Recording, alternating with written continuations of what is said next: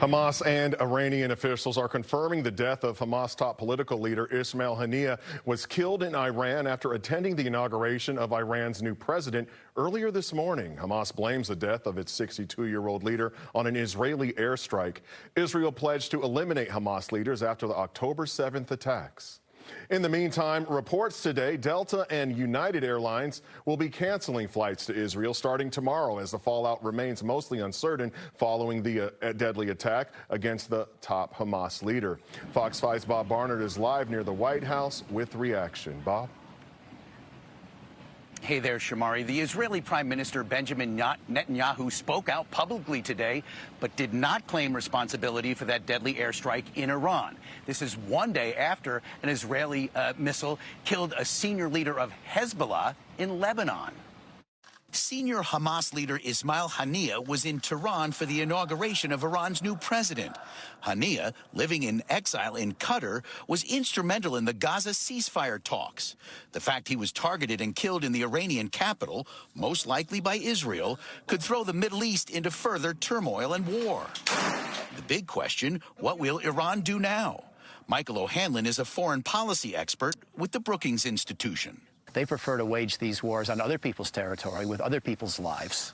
And even Haniyeh was not Iranian, he's Palestinian. But still, this war came home to their own territory. And remember, in April, they launched 300 missiles and drones at Israel, almost all of which were intercepted in one of the miracles of modern military defensive technology.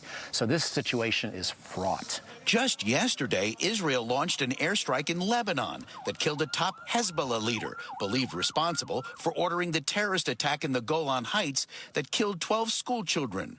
Both Hezbollah and Hamas are supported in large part by Iran. I don't think we have to stop going to restaurants in Bethesda or Washington, but I do think that people who are associated with the direct aid to Israel may have to be even more, careful.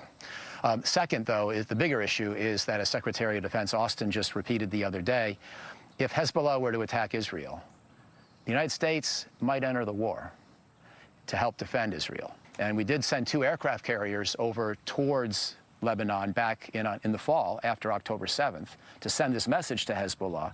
This time, if you pick a fight with Israel, you might also be picking a fight with us. But we didn't say what we would do. We spent more of our energy and time trying to prevent this thing from escalating. But you need a game plan for what you would do if the rockets started firing in large numbers, because Hezbollah has 150,000 of them.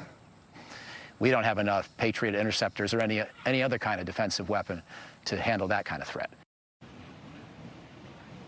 The Biden administration is urging restraint on all sides, hoping to prevent this conflict from growing further out of control. Guys. All right. Thank you, Bob.